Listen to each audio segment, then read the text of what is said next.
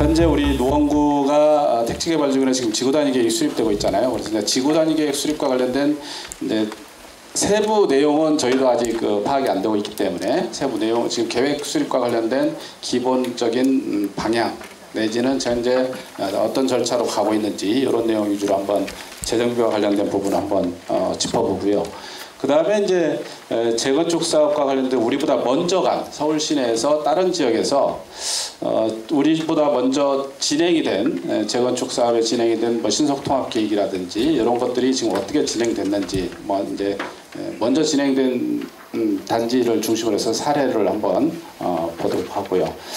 그다음에 이제 마지막에 이제 서울시에서 최근에 이제 재건축 규제 완화 방안에 대해서 많이 발표를 했어요. 그래서 뭐 신문에는 나오고 있습니다만 굉장히 좀 혼동스럽게 여러분들한테 아마 다가오는 측면도 있을 것이고 지금 이제 발표는 돼 있지만 그 발표에 세부적으로 이제 우리가 적용을 하려고 그러면 뭐 이제 법도 개정해야 될 필요에 따라 법도 개정을 해야 되고 아니면 이제 정비 기본 계획이라는 게 있습니다. 서울시에서 재건축과 관련된 정비 기본 계획이 있는데 기본 계획에 그런 내용들을 반영해야 되는 어떤 과정들이 남아 있습니다. 그래서 그런 부분들이 우선 당장 뭐 우리가 바로 적용이 가능한 부분이냐 이런 부분에 대해서는 이제 별도로 치더라도 서울시에서 발표한 규제 완화 방안을 어떤 내용이 있는지 어떻게 적용이 되는지 이 내용 한번 저희가 간단하게 정리를 하고 넘어가도록 하겠습니다.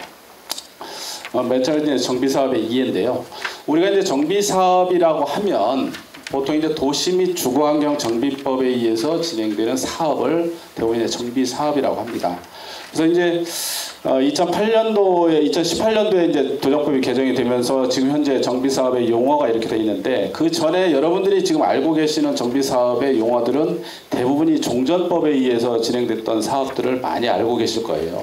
주택 재개발 사업이라든지 주택 재건축 사업, 뭐 도시환경 정비 사업 이런 것도 아마 들어보셨을 거예요. 뭐 안 들어보신 분도 계시겠지만 흔히 이제 주변에서 얘기하는 정비 사업이라고 하면 이런 사업의 종류로 해서 많이 논의가 되고 있는데 실은 이제 2018년도에 법이 개정이 되면서 이런 용어들보다도 이제 이렇게 보셔야 돼요. 정비 사업의 종류는 도정법에 의한 정비 사업의 종류는 주거환경 개선 사업. 그 다음에 이제 재개발 사업 중에서도 주택 정비형 재개발 사업, 도시 정비형 재개발 사업. 이제 주택 정비형은 우리가 이제 그 노후된 단독주택지라든지 이런 어떤 그런 주택지, 그러니까 단독주택지를 공동주택으로 재개발할 때 주택 정비형이고 도시 정비형은 우리가 이제 도심 지역에서 오피스라든지 뭐 대형 판매 시설이라든지 그러니까 도심 지역에서 진행하는 재개발 사업. 이게 이제 과거에는 도시환경 정비 사업이었는데 이게 이제 도시환경 정비 사업이 없어지고 도시 정비형 재개발 사업으로 이제 명칭이 그렇게 바뀌었습니다. 그 다음에 이제 우리가 진행하는 이제 재건축 사업. 이 재건축 사업은 주로 이제 공동주택에 해당하죠. 공동주택, 노후된 공동주택을 헐고 이제 새로운 아파트를 지을 때 하는 사업을 주택 재건축 사업이라고 합니다. 보통 이제 주택 재건축 사업이 이제 뒤에 설명을 드리겠습니다만은 뭐 예전에는 단독주택지에서도 재건축 사업을 진행한 적이 있었어요. 근데 이제 그런 부분들은 법이 개정이 되면서 이제 재건축 사업은 무조건 공동주택, 빌라라든지 연립이라든지 아파트 지역에서 이런 아파트가 집단으로 있는 지역에서 노후됐을 때 이제 진행하는 사업을 재건축 사업이라고 합니다. 또 하나 이제 정비 사업이라는 게 이제 2018년도에 법이 만들어진 게 빈집 및 소규모 주택 정비에 관한 특례법이 만들어지면서 여기에 사업의 종류가 이제 정비 사업과 비슷한 사업의 종류가 이제 한 네 가지 정도로 나눠져 있습니다. 자율주택 정비 사업, 뭐 가로주택 정비 사업, 뭐 소규모 주택 재건축 사업, 뭐 이제 재개발 사업, 소규모 재개발 사업 이렇게 이제 구분이 되는데. 요 의미는 뭐냐면 요 사업의 종류는 우리가 이제 보통 10,000제곱미터를 기준으로 합니다.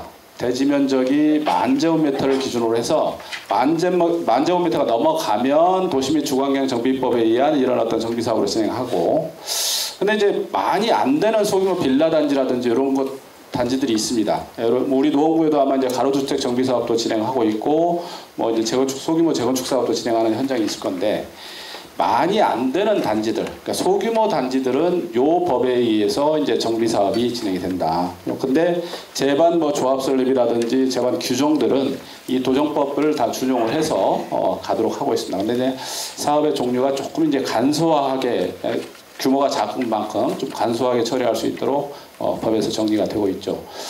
그다음에 이제 또 하나 이제 도시재정비 촉진법의 특별법에 의한 재정비 촉진 사업이 있습니다. 우리가 아마 우리 노원구에도 이제 옛날에 이제 저기 상계 뉴타운이라고 여러분 들어보셨을 거예요. 뉴타운 개발 사업이 보통 이제 재정비 촉진을 위한 특별법에 의한 재정비 촉진 사업이라고 보시면 돼요.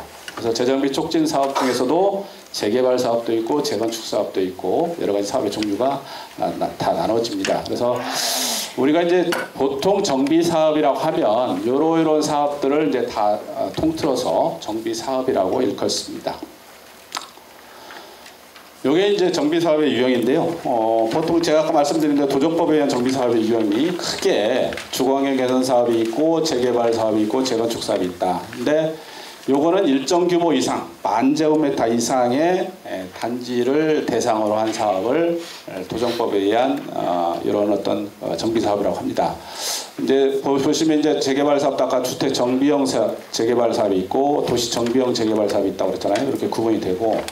근데 재건축 사업도 뭐 이제 공동주택 재건축 사업이 있고 옛날에 이제 구의 단독주택 재건축 사업이 있어서 이거는 이제 2012년도에 폐지되면서 남아있는 거는 이제 공동주택 재건축 사업만 남아있습니다. 우리가 노원구에서 대부분 여러분들은 해당하는 지역들이 이제 공동주택 재건축 사업에 해당되는 걸로 그렇게 이해를 하시면 될 것 같아요. 그래서 뒤에 제가 자료를 정리를 한 게 대부분 이제 공동주택 재건축을 전제로 한 나머지 정비사업도 여러 가지가 있습니다만은 공동주택 재건축에 해당하는 내용만 추려가지고 한번 정리를 해봤습니다.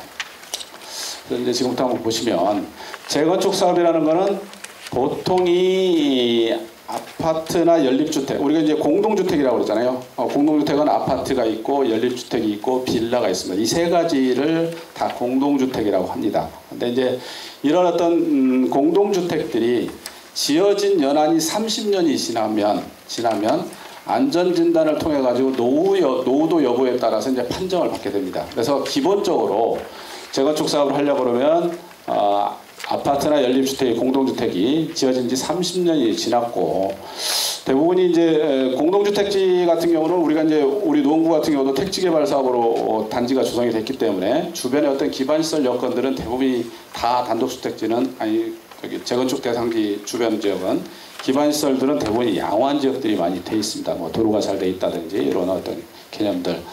근데 이제 우리가 안전진단을 하다 보면 뒤에서 설명을 드리겠습니다만은 여러 가지 안전진단과 관련된 점수 배점이라든지 판정 기준이 있습니다만은 여러 가지 이제 뭐 구조도 있고 여러 가지 있습니다만 우리가 이제 제일 우리가 재건축을 하는 데 있어서 요구되는 사항들이 사실은 우리가 노원구도 뭐 지어진 데 사실은 뭐 구조적으로 뭐 문제가 있거나 뭐 그 아파트가 기울었다든지 뭐 집안 침하가 있다든지 그런 대상지는 별로 없을 거예요. 근데 대부분이 예전에는 이제 지하 주차장이나 이런 것들이 없다 보니까 주차의 문제가 가장 크게 대두가 되고 있고 또 하나가 이제 설비의 문제 이런 것들이 이제 대두가 되어야 됩니다. 그래서 이제 대부분들이 구조라기보다도 주거 환경 주차라든지 그다음에 이제 설비의 문제라든지 이런 것들로 인해서 살기가 불편한 측면들이 있죠. 이미 지어진 지도 30년이 넘었고 그래서 이제 그런 지역에서 우리가 이제 재건축을 진행해보자 하는 것들이 이제 주로 재건축 사업의 기본 개념이라고 보시면 될 것 같아요. 요거는 이제 법적인 재건축 사업과 관련된 법적인 정의인데요. 이제 도정법에 있는 겁니다. 그래서 이제 부지 면적이 10,000제곱미터 이상이고 기존 세대 수가 200세대 이상. 그다음에 안전진단을 받으려면 이제 지어진 지 30년 이상이 돼야 돼요. 안전진단을 D등급이나 2등급을 판정을 받은 그런 노후 공동주택 단지에서 진행하는 사업을 주택 재건축 사업이라고 그런다. 이게 이제 법적인 어떤 정의라고 보시면 될 것 같아요. 그래서 뭐 이거는 법적인 정의니까 간단히 넘어가고요. 자, 이제 재건축 사업의 종류인데요.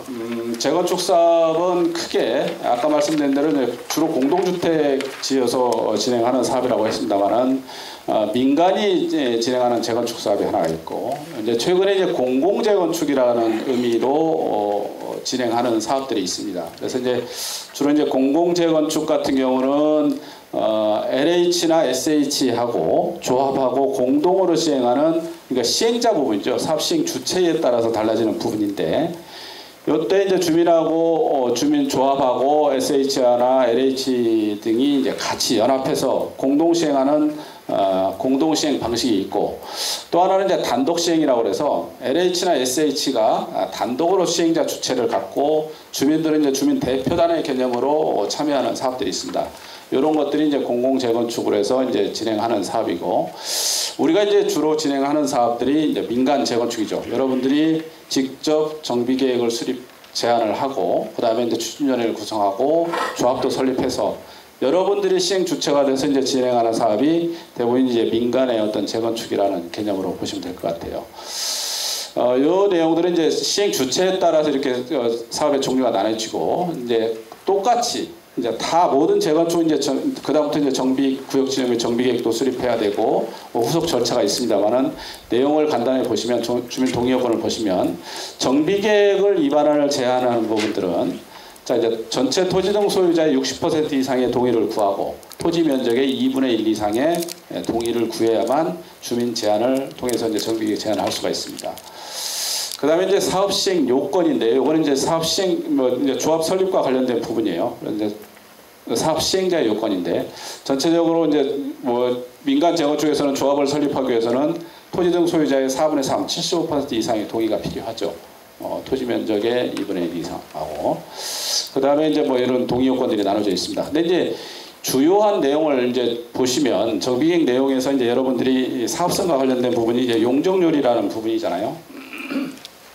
우리가 이제 3종 일반 주거 지역을 동일하게 놓고 봤을 때, 민간 재건축에서는 대부분이 이제 3종 일반 주거 지역이 조례 용적률이 서울시의 이제 조합의 정비계획까지 올라가 있는 정비계획 용적률이 예를 들어 250이다.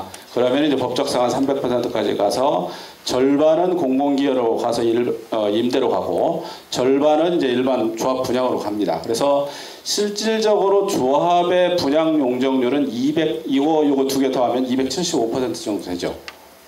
이게 이제 민간 재건축의 용적률의 기본적인 체계입니다. 근데 이제 공공재건축 같은 경우는 요거를 이제 3종 일반 주거지역을 준주거지역까지 상향을 기존에 해줬습니다. 그래서 최대 용적률을 500%까지 올라가게 돼요. 그래서 이제 전체적으로 민간이나 공공이나 정비계획 용적률이 250% 동의를 하지만 법적으로 올라갈 수 있는 용적률이 공공재건축은 500%까지 준주거지역 상향이 되니까 500%까지 갑니다. 그래서 이제 기본적으로 500% 가면 이것도 마찬가지로 절반은 조합 분양 내지는 가고 나머지 절반은 이제 공공기여에 해당하는 임대라든지 지역 필요 시설이라든지 이런 것들을 설치하게끔 하고 있습니다. 그래서 이렇게 진행이 되고 있는데, 사실 이제 서울 시내에서 이 공공재건축이 지금 진행되는 현장들을 보시면 우리처럼 이제 보통 이제 부지 면적이 10,000제곱미터 이상이라든지 이런 지역들이 아니로 소규모 단지들이 있습니다. 소규모 단지들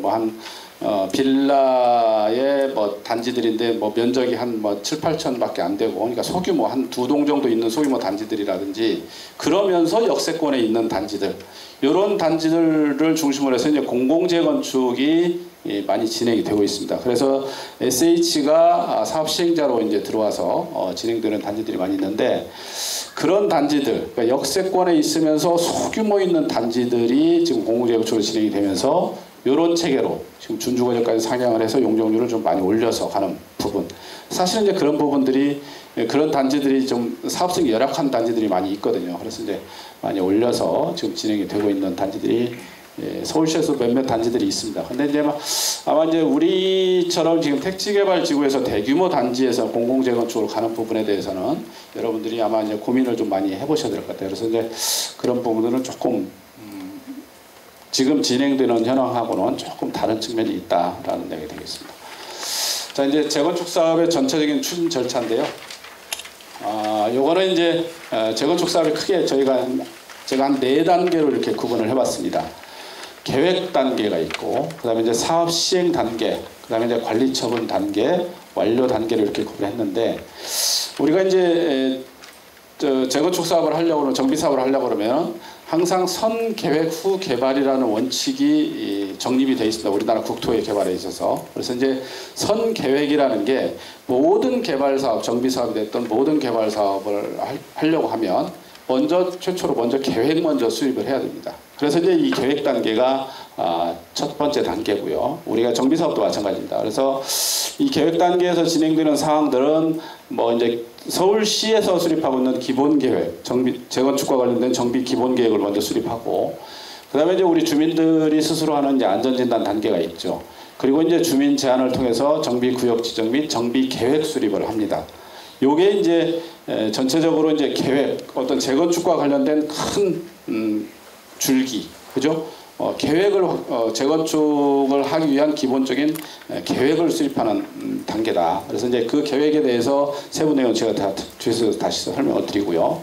그다음에 이제 사업 시행 단계가 있는데, 이때는 사업 시행자를 구성을 하고, 이제 사업 시행자라고 하면 이제 조합이 되겠죠. 조합을 설립하고, 그다음에 이제 사업 시행 계획과 관련된 서울시의 인허가를 이제 구청이나 서울시의 인허가를 구하는 단계가 사업 시행 단계라고 보시면 될 것 같아요. 그래서 전체적으로 시행 인가까지 나게 되면 계획과 관련된 부분이 어떻게 사업이 진행이 되는지, 진행과 관련된 부분도 이제 다 정립이 된다고 보시면 될 것 같아요. 그 다음에 이제 관리 처분 단계인데, 이때는 이제 조합원들한테 분양 신청을 받고, 또 일반 분양 신청도 받고, 그래서 이제 분양 공고의 분양 신청도 받고, 이 분양 신청 받은 내용을 근거로 해서 여러분들의 분담금도 산정이 되면서 전체적으로 이제 앞으로 관리 처분과 관련된 내용이 계획이 수립이 돼서 이제 인허가를 받는 이런 단계라고 보시면 될 것 같아요. 그리고 이제 2조 철거 착공하면은 마지막에 이제 준공을 받는 단계까지, 요게 이제 1년의 어떤 재건축 사업과 관련된 단계라고 보시면 됩니다. 근데 실질적으로 이게 이제 이렇게 간단하게 정리를 했습니다만은, 이 계획 단계부터 완료 단계까지 가는 데 있어서는 굉장히 많은 오랜 시간들이 걸린다고 여러분 아마 보시면 될 것 같아요. 그래서 보통 제가 이제 2003년도에 도정법이 개정이 만들어지고 나서, 최초로 만들어지고 나서 그 위에 쭉 이런 업무를 해봤습니다만은, 뭐 짧으면 재건축사 같은 경우는 기존에 해왔던 단지들이 보면 짧으면 한 3년에서 15년, 그 다음에 길게는 뭐 20년까지 넘게 걸리는 단지들이 있었습니다. 그래서 뭐 이제 서울시에서는 이제 최근에 이런 어떤 너무나 이제 어떤 뭐 계획 단계부터 완료 단계까지 너무 오랜 시간들이 걸리다 보니까 어떻게 하면 이런 시간들을 좀 단축시킬 것인가와 관련된 정책들도 많이 내놓고 있고, 고민도 많이 하고 있고, 그렇습니다. 그래서 뒤에서 설명을 드리겠습니다만, 여러분 신속통합기획이라는 제도도 아마 들어보셨을 것이고, 그래서 이제 그런 차원에서 전체적으로 너무 이제 어떤 이 사업과 관련된 기간이 길게 가니까 이런 기간들을 단축시키기 위한 제도를 만드는 과정에서 신속통합기획도 만들어졌고, 그러면서 이제 뭐 심의위원회도 이제 각각이 열리던 뭐 통합심의위원회를 구성을 한다든지, 이런 제도들을 계속 끊임없이 서울시에서는 만들어내서 여러분들한테 발표도 하고 또 운영도 그렇게 하고 있는 그런 상황이라고 보시면 될 것 같아요. 그래서 전체적으로 정비사업이라는 것은 굉장히 오랜 시간을 가지고 가는 사업입니다. 그래서 아마 이제 서울시에서는 발표를 할 때 전체적으로 이 계획 수립 단계부터 준공까지 빨리 가면 한 8년 정도의 준공까지 갈 수 있도록 그렇게 한번 진행을 시켜보겠다, 그런 목표를 가지고 계속 제도를 발표도 하고 있습니다. 그래서 그런 어떤 내용이다라고 보시면 될 것 같아요. 세부 추진 절차입니다. 요거는 이제 화면이 이렇게 되니까 좀 잘 선명도가 떨어지네요. 그래서 이제 전체적으로 이제 재건축과 관련된 이 일련의 절차인데요. 여기 이제 재건축 안전진단을 먼저 받고, 그 다음에 정비구역 지정 및 정비계획을 수립하고, 추진위원회 설립하고, 조합 설립하고, 조합 설립을 하고, 그 다음에 이제 시공사를 선정하고, 사업 시행계획 인가받고, 관리처분계획 인가받고, 그 다음에 2조 철거하고, 준공받고, 공사에서 이제 준공받는. 요게 이제 일련의 절차입니다. 근데 이제 각 절차별로 주민들의 어떤 동의 요건이라든지 이런 것들이 이제 다 법에 규정이 돼 있습니다. 보시면 재건축 안전진단과 관련돼서 여러분들이 이제 대부분의 안전진단을 우리 노원구에 많이 진행을 해서 통과한 단지들이 많이 있어요. 그래서 처음에 신청을 할 때 현지 동의율 10%를 구해서 구에다가 현지 조사를 안전진단을 해달라고 요청을 합니다. 그때 이제 10% 첫 동의가 필요하죠. 그리고 나서 이제 안전진단이 통과가 되고 나면 정비구역 지정 및 정비계획 수립하는데, 이때도 이제 우리가 구역 지정을 주민 제한을 하기 위해서는 동의서가 필요합니다. 그래서 이때 이제 동의서가 필요한 게 주민 제한 동의율 60%, 또 신속통합 기획을 요청을 할 때는 전체 주민들의 30% 이상의 동의를 구해서 이제 구에다 이제 제안을 하죠. 그래서 이제 대부분이 아마 여러분들도 지금 동의서를 아마 구하는 단지들도 있을 겁니다만은 신속통합 기획하고 정비구역 지정 및 정비계획은 거의 비슷하게 동시에 같이 간다고 보시면 되고, 동의서 역시 같이 아마 한꺼번에 이제 각각의 동의서 양식이 약간 다릅니다만은 한꺼번에 두 가지를 한꺼번에 아마 이제 동의서를 진구하는 경우가 많이 있을 거예요. 그래서 이제 그런 어떤 과정들을 거치고, 그다음에 이제 추진위원회 설립하려고 그러면 전체적으로 전체 토지농 소유자 과반수 이상의 동의를 구해서 하고 있고, 그다음에 이제 조합 설립은 4분의 3. 전체 75%. 그다음에 동별 동의 요건이 이제 2분의 1이 있습니다. 그래서 동별 동의 요건도 있어야 되고, 이런 것들. 그다음에 이런 각각의 절차별로 이런 어떤 기본적으로 이제 동의 요건이라든지 기본적으로 이제 정리가 돼야 될 부분들, 그다음에 이제 운영이 되고 있는 부분들, 이제 핵심 사항 위주로 제가 한번 정리를 해봤습니다. 사업시 인가 단계에서는 여기서 이제 중요한 부분들은 이제 각종 심의라든지 이때 이제 심의가 이루어지고, 그다음에 이제 조합 설립 미동의자에게 마지막에 이제 동의 여부를 재확인해서, 여기까지는 조합 설립에 동의 안 하더라도 4분의 3이 되면 4분의 3이 돼야만 이렇게 조합 설립이 되지만, 그러면 나머지 이제 4분의 1 동의를 안 한 사람들이 있잖아요. 그러면 그분들이 다 이제 현금 청산 대상자냐? 그건 아니란 얘기죠. 사업시 인가 내용을 보고 이때까지 사업시 인가가 나면 이때 조합 설립 미동의자에게 최종적으로 동의 여부를 또 한번 묻는 시간이 있습니다. 이때 이제 미동의 시에는 이때까지도 이제 동의를 안 하게 되면 이제 매도 청구까지 가게 되는 그런 과정이라고 보시면 될 것 같고요. 그다음에 이제 그 뒤에 관리처분. 요 관리처분이라는 거는 아까 말씀드린 대로 이제 조합원들의 분담금이 이때 정해지는 절차라고 보시면 되죠. 그래서 이제 보통 이제 1세대 1주택을 원칙으로 해서 분담금 내역, 일반 분양가가 정해지고 조합원 분양가가 정해지고, 거기에 따라서 비례율에 따라서 이제 조합원 분담금이 어떻게 되는지 이런 내용들이 계산이 돼서 이제 조합에서 여러분들한테 다 통보가 되는 그런 단계라고 보시면 될 것 같아요. 그다음에 이제 지금까지는 전체적으로 이제 재건축 사업과 관련된 큰 흐름에 대해서 제가 한번 정리를 해봤고요. 이제 부분적으로 한번 자세하게 한번 보도록 하겠습니다. 이거는 이제 안전진단과 관련된 부분인데, 사실은 이 내용은 우리가 이제 노원구 같은 경우는 입주자 대표회의 강의도 교육도 있고 여러 가지 여러 번에 걸쳐 가지고 사실은 우리 노원구의 제일 핵심 이슈 중에 하나가 작년 재작년만 해도 핵심 이슈 중에 하나가 이 안전진단이라는 부분이었기 때문에 요거와 관련돼서는 여러 번 설명을 한번 드렸던 내용이 되겠습니다. 그래서 안전진단의 주요 내용을 보시면 주로 이제 구조 안전성 평가 부분하고 이제 주거 환경 부분으로 해서 한 4가지 꼭지로 해서 이제 점수가 배정이 돼요. 보면 이제 주거 환경이라는 부분도 있고, 건축 마감 및 설비 노후도 부분, 그다음에 구조 안전성 부분, 그다음에 비용 편익 부분, 비용 부분. 과연 유지하는 게 좋은 건지 재건축하는 게 비용적으로 유리한 건지 이런 것들을 이제 분석을 해가지고 점수로 배정을 하게끔 돼 있습니다. 근데 구조 부분에 대해서는 주로 이제 기울기가 치마가 됐다든지 내야력이 있다든지 내구성 이런 것들을 평가를 해가지고 이제 구조 부분에 점수를 배정을 하는데, 예전에는 2023년도 1월달에 기준이 개정이 됐습니다. 근데 이 이전에 사실은 우리 노원구가 굉장히 많이 이 재건축과 관련돼서 이 점수 배점을 바꾸기 위해서 구청장님을 비롯해서 여러 정치인들을 동원해가지고 로비를 많이 했었죠. 근데 이제 그때 보시면 구조 안전성 부분이 50%였고 주거 환경이 15%, 설비 노후도가 25%, 비용 편익이 10%였습니다. 그래서 우리가 아파트가 기울어지거나 집안 치마가 있지 않은 이상은 이 구조 부분에서 50점 배점을 확보하기가 굉장히 어려웠던 측면이 있어요. 그래서 이제 그런 부분들을 계속 개정을 해달라고 해서 국토부에 요구도 하고 해가지고 결과적으로 2023년도 1월달에 개정이 된 게 구조 부분이 50점에서 30점으로 좀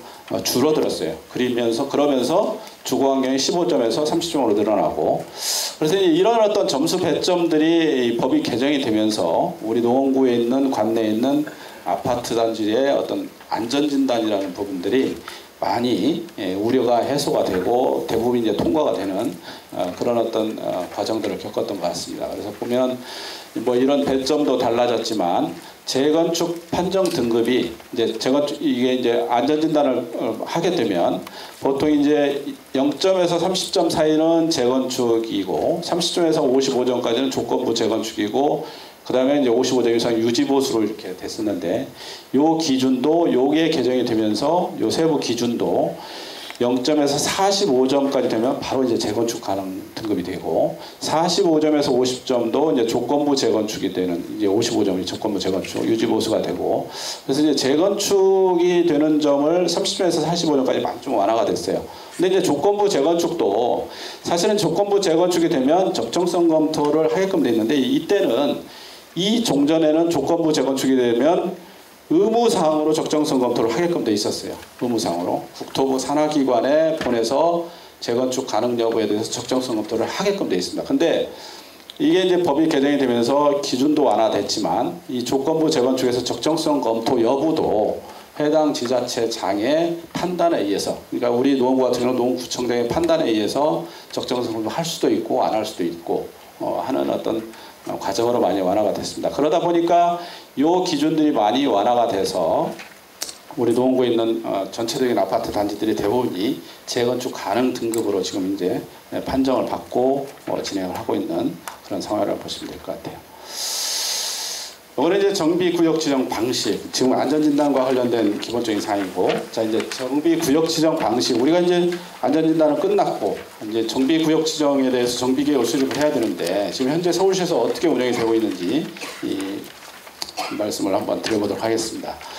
먼저 이제 주민 제한 방식이 있고, 신속 통합 기획이라고 그래가지고 이제 패스트트랙이라는 걸 아마 들어보셨을 거예요. 근데 이제 과거에는 사실은 이게 두 가지가 다른 방식은 아니고 방식이 다른 게 아니에요. 자, 정비계획을 수립하기 위해서는 도정법에 의해서 절차가 쭉 나열이 돼 있습니다. 자, 구청 해당 지자체장이 입안을 하고 그 다음에 관련 부서 협의하고 공람 30일 동안 하고 그 다음에 중간에 구의회 의견 청취가 있습니다. 이게 뭐 부서 협의하고 똑같은 내용인데 구의회 의견 청취하고 마지막에 서울시 도시계획위원회 심의를 거치는 사항. 이 사항은 법에 있는 사항이에요. 법에 있는 사항. 절차, 정비계획을 수립하기 위해서. 근데 이제 과거에는 이 신속통합계획이라는 제도가 없었을 때는 이 절차에 의해서만 진행을 했습니다. 그래서 이제 주민들이 계획안을 만들어서 동의율 60% 구해서 구청에다 제안을 하게 되면 구청에서는 입안을 하고 그 다음에 관련 부서 협의하고 공람 30일 하고 도시계획의 심의를 거쳐서 결정 과정을 거치는데 근데 왜 이게 오래 걸렸었냐? 오래 걸리다 보니까 이제 신속통합계획이라는 제도를 만들었는데 통상적으로 저희가 이제 주민 제안부터 해서 정비구역장 도시계획 심의 고시까지 하는데 뭐 빠르면 1년 6개월, 길면 보통 2년 3년 걸리는 거는 이제 기본적으로 이렇게 걸렸던 상황이 됐습니다. 그 동안에 신속통합계획이라는 제도가 없었을 때 진행됐던 사항인데, 근데 이제 서울시에서 이제 아까 제가 말씀드린 대로 정비사업의 전체 기간을 좀 줄이는 부분에 있어서 정비구역 지정 및 정비계획 수립 부분에서 좀 기간을 줄일 수 있는 방법이 뭐가 있느냐. 너무 정비계획 계획만 결정하는데 너무 이렇게 시간이 오래 걸린다. 그래서 이제 그 오래 걸렸던 이유를 제가 한번 말씀을 드려볼게요. 자, 이제 우리가 주민 제안을 하게 되면 자, 우리 주민 제안을 하려고 그러면 우리 입장에서는 우리 단지의 사업성을 최대로 올릴 수 있는 방법으로 계획안을 만들겠죠. 그죠? 우리의 원하는 안으로 만들어서 가는 거예요. 우리가 원하는 안. 뭐 이제 공공하고 뭐 사전에 협의를 하고 조율을 할 수도 있겠지만 대부분이 그렇게 하지 않고 현재 법에서 허용하는 최대치를 우리가 계획안을 만들어서 주민 제안을 합니다. 그동안 그렇게 해왔어요. 하다 보면 그렇게 해서 이제 입안을 구청에 제출하면 구청장은 이제 입안을 하기 전에 서울시 관련 부서하고 구청 관련 부서에 부서 협의를 보냅니다. 부서 협의를 보내면 자, 이제 실무자들이 주민이 제안한 내용을 가지고 이제 검토 내용을 이제 주민들한테 통보를 해줘요. 이런 사항은 뭐 이제 좀 수정을 했으면 좋겠다. 이런 사항은 뭐 반영을 해줬으면 좋겠다 해가지고 보통 45개 부서 정도 협의를 합니다. 구에서 한 45개 부서. 그러면 각 부서별로 온갖 의견들이 다 와요. 그러면 그 의견들을 우리 주민들이 이제 수용할 건 수용하고 수용이 안 되는 부분에 대해서는 또 이제 주장을 하면서 우리는 요거는 도저히 수용 못 하겠다 하면서 다시 또 협의를 하고 뭐 이런 과정들을 거칩니다. 그러다 보면 그런 일들을 이제 대부분 엔지니어링 회사를 통해서 진행을 합니다만 어쨌거나 그런 과정을 거치는 것들이 굉장히 입안에서부터 부서 협의와 공람까지 가는 데까지만 해도 보통 6개월 이상이 걸려요. 그 협의만 하는 데 있어서. 협의만 하는데. 왜냐하면 서로 협상과 관련된 부분이기 때문에 서로 주의 주장이 또 다를 거 아니에요. 각 우리 주민들의 입장하고 관공서의 관련 부서의 입장이 다르기 때문에 그런 것들을 조율하는데 굉장히 오랜 시간이 걸렸다. 그리고 나서 이제 도시계획위원회 심의까지 가는데 이 도시계획위원회 심의는 심의위원회가 서울시가 설치되어 있는데 보통 이제 도시계획위원회가 인원이 약 한 30명 이내로 구성이 되는데 서울시 같은 경우는 한 28명 26명에서 28명 정도 됩니다. 그 구성원들은 대부분이 시의원도 있고 대부분이 이제 각 분야별 대학 교수님들로 이제 많이 구성이 돼 있어요. 그러다 보니까 부서협의에서는 주로 이제 실무자들 선에서 공무원들 선에서 법률적으로 좀 판단해서 법률적으로 맞는 내용인지 아닌지 그동안에 이제 재건축과 관련된 이렇게 진행을 해보니 보통 심의위원회에서 이런 의견이 나온다든지 이런 것들을 유추해서 의견들을 정리를 하는데 이 도시계획위원회 심의에서는 이제 대학 교수들이 보다 보니까 이때 관련 부서 협의 때 의견 조치한 내용하고 또 다른 시각으로 또 보기 시작합니다. 그러다 보니까 이 도시계획위원회 심의를 통과하는데 부서협의에서 도시계획위원회 심의를 통과하는데 보통 짧아야 6개월 길면은 1년이 넘게 걸리는 경우가 많이 있었어요. 그러니까 우리가 주민 제안을 해서 어쨌거나 마지막에 통과해야 되는 게 도시계획위원회 심의인데 이때 심의 때 한 번 보류가 되고 심의 의견을 정리를 하다 보면 이때 공람했던 내용하고 다르게 되면 이 절차를 다시 이제 이행해야 되는 어떤 과정들이 있었습니다. 그러다 보니까 이제 시간이 오래 걸리는 거거든요. 재공람도 해야 되고 또 관련 부서 경우에 따라서는 부서협의 내용하고 위원회 심의 내용하고 다를 때는 부서협의도 다시 해야 되고 그래서 이제 요게 계속 뒤돌아표로 이렇게 도는 경우들이 발생을 해요. 그러다 보면 이제 시간이 오래 걸리는 거거든요. 그래서 이제 이런 어떤 과정들 도시계획 심의까지 거쳐서 가는데 전체적으로 약 한 길게는 30개월 정도 걸렸던 이런 내용이 되겠습니다. 근데 이제 요 기간들을 서울시에서 좀 단축을 시켜보자 해가지고 이제 신속통합기획이라는 제도를 만들었어요. 신속통합기획이라는 제도가 신속통합기획 제도도 똑같이 요게 이제 법에 정해진 절차이기 때문에 요 절차는 똑같이 다 해야 됩니다. 똑같이 요 법에 정해진 거기 때문에 단지 제가 아까 말씀드린 대로 이런 도시계획위원회 심의위원회 관련 부서 협의 단계에서 진행 사항들이 너무 길게 가는 부분. 그러니까 이게 쭉 법에 있는 절차 이행을 했는데 마지막 단계에서 의견이 나와가지고 다시 올라가는 것들에 대해서는 좀 배제를 해보자. 그래서 마지막 단계에서 나올 만한 의견들을 먼저 초기에 주민이 제안하기 전에 초기에 요 의견들을 도시계획위원회 심의 의견과 관련된 내용들이 유사한 내용들을 이 초기에 좀 정리를 해가지고 주민들한테 안내를 해보자. 그런 내용이 되겠습니다. 그래서 전체적으로 이 신속통합기획이라는 거는 이제 다시 이 법에 있는 절차는 그대로 가고 초기에 계획안을 주민이 제안을 하게 되면 이 도시계획위원회 심의위원 중에 일부 자문단을 구성해서 자문단에서 주민이 제안한 내용에 대해서 몇 가지 자문 의견을 줍니다. 그래서 그 자문 의견을 주민들이 반영을 해서 계획안을 수정해서 입안을 하게 되면 이 다음 절차가 신속하게 진행이 될 수 있는 내용들이 신속통합기획이에요. 그런데 최근에 이제 신속통합기획과 관련돼서 이제 몇몇 단지 내지는 이제 어떤 분들이 신속통합기획의 신속통합기획을 만약에 우리가 하게 되면 임대아파트가 더 평상시보다 많이 지어진다든지 아니면 공공기여도 더 늘어난다든지 이런 것들로 말씀을 하시면서 오히려 신속통합계획이 굉장히 나쁜 정책처럼 얘기하는 경우들이 많이 있어요. 근데 제가 오랫동안 이 정비계획 수립을 해온 입장에서 봤을 때는 우리가 이제 매를 먼저 맞느냐 나중에 맞느냐의 차이예요. 똑같습니다. 자, 이때 근데 절대 그거는 뭐 제가 잘못된 게 아니고 잘못된 거라고 말씀드릴 부분이 뭐냐면 신속통합계획을 한다고 해서 임대주택이 더 많이 지어지는 거고 절대 그렇지 않습니다. 지금 임대주택이라는 개념은 용적률 체계 뒤에서 설명 드리겠지만 용적률 체계에서 정해진 범위 안에서만 임대주택이 가는 거예요. 법적 상한을 가게 되면 절반을 간다든지 이런 법에 있는 기준에서 가는 거지 신속통합계획을 했다고 해서 임대주택을 더 짓거나 절대 그런 건 아니다. 또 공공기업, 기반시설 설치와 관련된 부분도 마찬가지입니다. 기반시설 설치도 뒤에 이제 순부담이라는 개념도 제가 설명을 드리겠습니다만은 이 부담률이라는 건 용적률 상향에 따라서 아니면 용도적 상향에 따라서 일부 정해진 기준이 있어요. 그 기준 범위 내에서 하는 거지 주민 제한할 때는 조금 하고 신속통합계획을 한다고 해서 많이 한다. 이런 어떤 얘기들은 전부 다 틀린 얘기다. 그런 내용으로 한번 이해를 하시면 될 것 같고 단지 신속통합기획이라는 거는 이때 도시계획위원회 심의 때 제가 말씀드린 대로 이런 어떤 그 시행착오 도시계획위원회 심의 때 위원회에서 나왔던 의견을 정리를 하다 보니까 이게 계속 되돌이표처럼 이렇게 절차가 시간이 많이 걸렸던 걸 갖다가 초기에 이 위원회 위원들이 자문을 통해 가지고 초기의 계획안을 좀 수정을 해주면 나머지 절차가 좀 쉽게 간다. 그런 차원에서 신속통합계획이 운영이 되고 있다라고 이해를 하시면 될 것 같아요.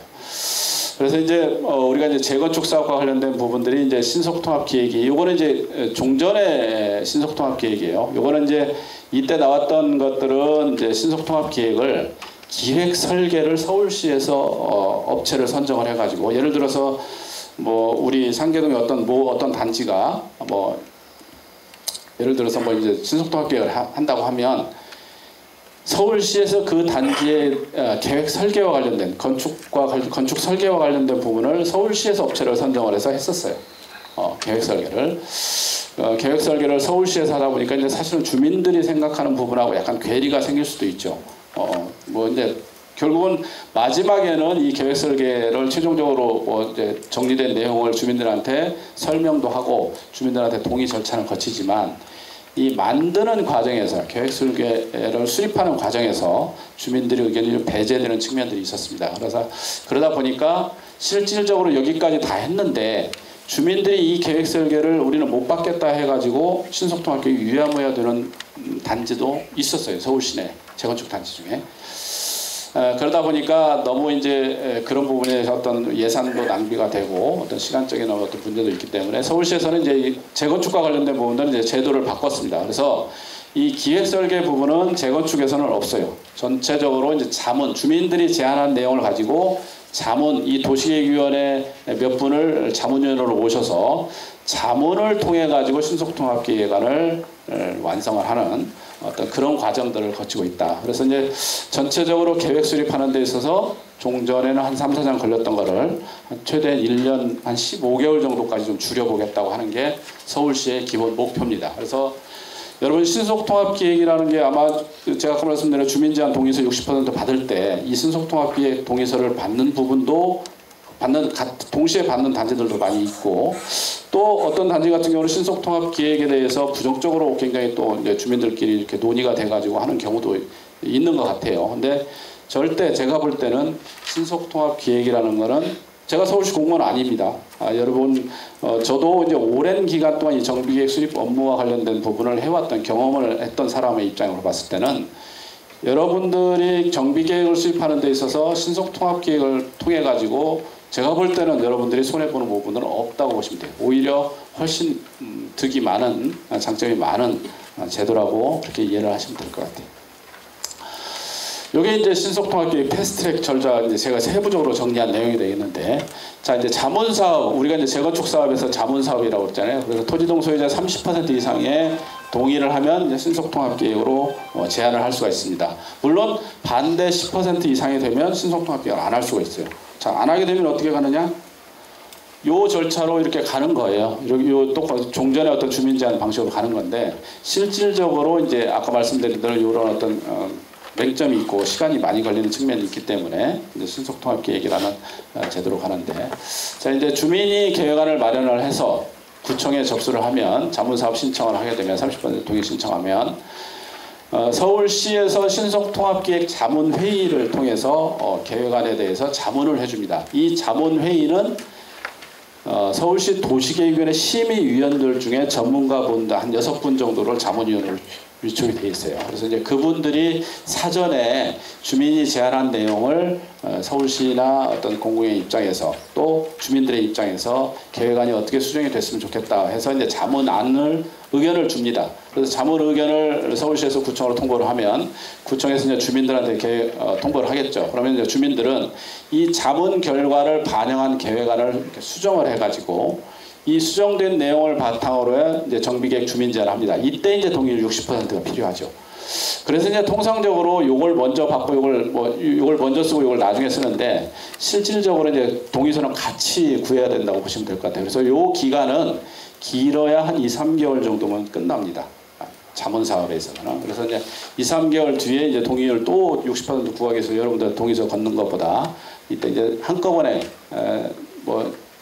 신속통합계획 동의서 30% 구할 때 주민제한 동의서도 이제 같이 구하는 그런 과정을 거치면 될 것 같아요. 그래서 이제 동의율 60% 계획안을 수정 보완해서 동의율 60%를 가지고 구청에 이제 제안을 하게 되면 그때 이제 주민공람도 하고 이때 또 부서협의를 또 합니다. 그래서 부서협의한 내용, 그 다음에 이때 자문회의 때 통보된 내용을 가지고 어떻게 반영이 됐는지 그 반영된 사항을 가지고 신속통합기획 2차 자문회의를 해요. 두 번째 자문회의. 이때 이제 자문회의를 합니다. 이건 절차를 병행할 수 있다라는 내용이 되겠고, 요게 이제 자문 내용이 크게 문제가 안 되면 마지막으로 이제 서울시 도시계획위원회 심의 상정하는데, 아까 말씀드린 대로 도시계획위원회 심의가 이제 신속통합기획의 경우에는 수권 분과위원회라고서 한 7명, 8명 정도의 도시계획위원회 핵심으로 이제 관여하는 우리가 이제 자문했던 교수를 중심으로 해서 수권 분과위원회를 구성을 합니다. 서울시 도시계획위원회 아까 한 28명 정도 된다고 그러잖아요. 인원이 많아지면 의견들이 다양하게 나올 수가 있어서 굉장히 어려운데 어쨌거나 심의하는 위원들이 인원이 적게 되면 이제 좀 절차 진행이 원활하게 될 수 있는 그런 여건들이 되겠죠. 그래서 전체적으로 수권 분과위원회 심의를 통해 가지고 마지막으로 이제 정비계획이 결정되는 그런 어떤 절차를 밟고 있다라고 보시면 될 것 같아요. 그래서 전체적으로 이제 패스트트랙과 관련된 이 세부 절차인데, 요거는 이제 서울시에서는 자문회의를 1회 이내로 보통 이제 규정을 하고 있는데, 요즘 운영되는 거 보니까 사실은 요거가 한 2번 정도 하는 것 같아요. 이슈가 되는 단지. 그러니까 크게 문제가 없는 단지는 1회로 끝나는데, 어떤 단지 같은 경우는 이 자문회의를 한 2번 정도 서울시에서 진행해서 이제 주민들하고 의견을 어떤 조율하는 과정을 거치는 그런 과정들을 제가 보고 있습니다. 요거는 이제 우리가 이제 정비구역지 및 정비계획과 관련된 부분인데, 정비구역지 및 정비계획의 의미를 여러분 아실 때 과연 우리가 정비계획으로 결정될 때 그 어떤 내용이 결정이 되는지, 우리가 이제 재건축하는 데 있어서 굉장히 정비구역 지정 및 정비계획 업무가 중요한 업무 중에 하나고, 그래서 이제 그런 어떤 오랜 시간 동안을 거쳐서 정비계획이라는 게 이제 결정되는 과정을 거치는데 어떤 내용이 포함이 되는지 정비계획 내용에 그 내용 한번 제가 정리를 해봤습니다. 여기 이제 법에 있는 내용인데요. 도정법에 있는 내용, 법 시행령, 서울시 도시 및 주거환경 정비 조례에 있는 내용까지 포함해서 우리가 이제 정비계획을 결정할 때 필수적으로 포함되어야 될 업무 내용이 되겠습니다. 그래서 주요한 내용을 보시면 이제 토지 등 소유자 분담금 추산액, 우리가 이제 정비계획 수립할 때 여러분들한테 계략적인 추정 분담금까지 여러분들한테 통보를 하게끔 돼 있어요. 그래서 정비계획을 결정하는데 스스로, 물론 이제 그거는 추정 분담금입니다. 지금 추정치로 이해를 하셔야 될 것 같은데, 추정 분담금과 관련된 세부 산출금 정리하고요. 그 다음에 주변 지역의 어떤 도시계획 시설, 도시계획 시설을 도로라든지 공원이라든지 기반시설과 관련된 부분이 되겠죠. 이런 거에 대한 설치 계획, 그 다음에 이제 건축물의 용적률, 건폐율 용적률, 그 다음에 이제 높이와 관한 계획. 요즘 이제 제일 중요한 부분이 사실은 우리가 이제 재건축을 하는 데 있어서 우리가 새로 지어지는 건축 아파트 단지에 최대 용적률이 몇 %까지 갈 수 있느냐. 그 중에 정비계획, 우리가 조합원 분양 용적률이 몇 %까지 가느냐, 이런 부분들은 굉장히 사업성과 관련된 부분, 직결되는 부분이기 때문에 굉장히 중요한 부분입니다. 그 다음에 높이. 예전에는 이제 3종 일반 주거지역에서 35층 제한이 있었는데, 그게 이제 오세훈 시장이 취임하시면서 이제 그런 제한들은 풀려 있어요. 그래서 보통 요즘 추진되는 단지들이 목동 같은 경우도 뭐 최고 요즘 최근에 14단지 같은 경우는 뭐 60층까지 이렇게 설계가 돼서 주민 공람을 했습니다만은, 대부분이 뭐 이제 잠실 중흥 5단지 같은 경우는 뭐 한 49층 정도까지 이렇게 지금 현재 완화를 해가지고 계획을 수립해서 이제 재건축을 수립을 하고 있습니다. 그래서 이 높이를 높이면 높을수록 여러분 아시다시피 공사비가 좀 상승이 되지만, 그 다음에 그 대신에 이제 1층 부분들이 1층 동일한 용적률 하에서 높이가 올라가면 올라갈수록 건물의 동수는 줄어들죠. 줄어드는 대신에 1층 부분들의 이제 공원화라든지 주민 편의시설들을 많이 배치할 수 있는 장점이 있는가 하면, 뭐 이제 50층 이상 올라가야 되면 이제 공사비가 많이 올라간다고 해요. 뭐 저는 그 부분에 대해서 전문가는 아니지만 어쨌거나 들리는 얘기로는 굉장히 공사비 상승 요인이 많다. 이제 그런 어떤 장단점들이 있기 때문에 그런 부분에 있어서 여러분들도 이 정비계획 수립 시에, 물론 이제 정비계획 수립 이후에 추후에 사업시행 인가 때 뭐 변경도 가능합니다만은, 정비계획 수립 시에 그런 내용들까지 감안을 해서 여러분들의 재건축 단지에서 우리는 높이는 몇 층으로 가져갈 건지, 이런 부분에 대해서 여러분들도 관심을 가지고 의사결정을 참여를 하셔야 되는 그런 위치에 있다고 보시면 될 것 같습니다. 그래서 이제 이런 부분들이 이제 정비계획에 다 결정이 되고, 그 다음에 환경 보전 재난 방지와 관련된 계획, 그 다음에 이제 주변에 학교가 있다면 교육 환경 보호를 어떻게 할 건지 이런 계획들, 그 다음에 이제 세입자 주거 대책, 그 다음에 이제 지구 단위 계획에 해당하는 뭐 용적률 종상향과 관련된 부분이라든지 뭐 이제 각종 이런 계획들, 그 다음에 이제 우리가 이제 기부 체납을 하는 데 있어서 의무 비율이 있는데, 그 의무 비율이 주변 지역 기반 시설이 양호하다고 했을 때는 일부는 이제 현금으로 기부 체납할 수가 있습니다. 그래서 현금 기부 체납과 관련된 사항도 정리를 구역 지정 때 정리가 해야 될 것 같고요. 그 다음에 뭐 이제 뭐 이런 건축 선에 관한 계획, 뭐 이런 것들, 뭐 안전 범죄 예방에 관한 계획들, 그 다음에 뭐 기존 수목의 현황, 기존 수목이 좋다고 하면 어떻게 활용할 건지, 기존 수목을 어떻게 활용할 건지, 뭐 이 활용에 관한 계획들, 뭐 이런 것들, 임대주택 건설에 관한 계획들, 이런 것들, 이런 어떤 각종 사항들이 다 이제 정비계획 수립 시에 같이 결정이 된다고 보시면 될 것 같아요. 근데 제일 관심이 가는 부분들은 이런 것들은 이제 부수적으로 가는 거니까 그냥 간다고 보시면 되고, 여러분들의 관심 있는 건 용적률하고 높이가 제일 관심이 있겠죠. 평형별 세대수가 어떻게 되고, 이제 그런 내용들이 정비계획 때 결정이 되는 내용이다 라는 걸 보시면 될 것 같고, 그래서 이제 정비계획으로 결정된 내용 중에 이제 용적률과 관련된 부분에 대해서 여러분들이 이제 용어는 좀 한번 지금 단계에서는, 지금 이제 기본 계획이니까 나중에 이제 심화 단계에서는 더 자세히 설명드릴 수 있겠지만, 지금 단계에서는 용적률의 기본 개념만 한번 제가 설명을 드리고 갈게요. 자, 이제 서울시에서 재건축과 관련되면 기준 용적률이라는 게 있습니다. 그럼 이거는 각각의 용도 지역별로 서울시에서 정해놓은 용적률이에요. 근데 3종 일반 주거지역은 210%가 기준 용적률입니다. 그 다음에 이제 허용 용적률이라 하면, 용어가 이제 허용 용적률인데, 요게 이제 기준 용적률에다 더해서 가는 용적률이에요. 이게 이제 최대 20%까지 지금 서울시에서 운영을 하고 있습니다. 요거는 뭐냐면, 인센티브 항목을 우리가 준수를 했을 때 추가로 주어지는 용적률이다. 그러면 이제 인센티브 항목이 여러 가지가 있습니다. 서울시에서 허용 용적률 관련돼서 뭐 단지 내 공공 보행 통로를 만든다든지, 아니면 단지 내 어떤 보육시설을 만든다든지 이런 걸 했을 때 주어지는 용적률이 기준 용적률에 더해서 올라가는 용적률입니다. 허용 용적률이 최대 20%까지 허용을 하고 있다. 그리고 이제 상한 용적률이라는 개념이 있는데, 이 허용 용적률에서 상한 용적률 올라가는 것들은 공공시설의 제공에 따른 추가적인 용적률. 우리가 기본적으로 뭐 도로를 만든다든지 공원을 만들게 되면 공공시설을 제공해서 이제 구청에 기부 체납을 해야 되는데, 우리 땅이 줄어들잖아요. 그죠? 우리 땅이 줄어드는 만큼 추가적으로 용적률 인센티브를 주는 게 상한 용적률의 개념이다. 그리고 이제 법적 상한 용적률인데 요거는 이제 국토계획 이용하는 법률에 의해서 해당 용도 지역에 정해진 최대치의 용적률입니다. 3종 일반 주거지 국계법 상에 300%까지 돼 있어요. 근데 서울시 같은 경우는 서울시의 3종 일반 주거의 조례 용적률이 250%이기 때문에 상한 용적률은 250%까지만 갈 수가 있습니다. 그리고 법적 상한은 300%까지 가는데 아까 말씀드린 대로 절반은 조합 분양, 절반은 임대로 간다. 이런 개념으로 보시면 될 것 같아요. 그래서 용적률의 개념이 기준 용적률이 있고 허용 용적률이 있고 상한 용적률이 있고 법적 상한 용적률이 있는데 각각의 용적률의 용어의 정리는 이런 어떤 개념이다라고 간단하게 이해를 하시고 넘어가겠습니다.